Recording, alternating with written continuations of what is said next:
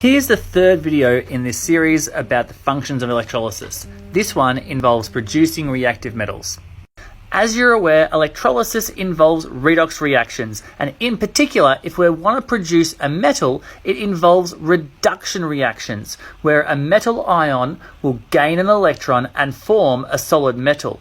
Now, if we want to make this happen, we need to be aware that because it's a reduction reaction, this will occur at the cathode. So if we're using electrolysis to produce a metal, that metal will always be produced at the cathode. Here is my electrochemical series, and you can see it's a list of reduction reactions written from the most likely to occur to the least likely to occur. If you have a metal ion in your system, chances are it's going to end up being reduced at the cathode to produce your reactive metal. But one thing you need to be aware of is the fact that there exists water here, and water also has the ability to be reduced.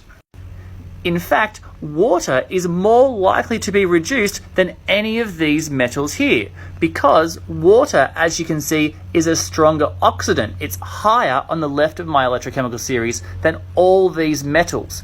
What that means is if we want to produce these metals here, we need to make sure that water is not present.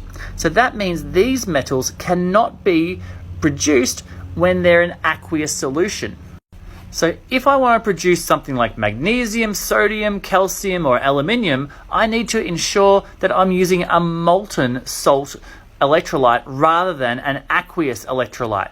Because if I have an aqueous electrolyte, remember, my water would be preferentially reduced instead of the ion I'm going to be trying to actually produce a metal from.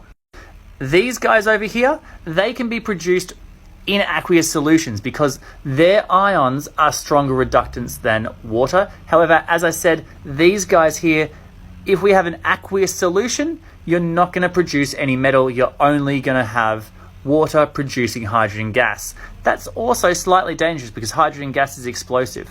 That's pretty much the key to looking at the production of reactive metals in electrolysis, ensuring you've selected the right electrolyte for your system.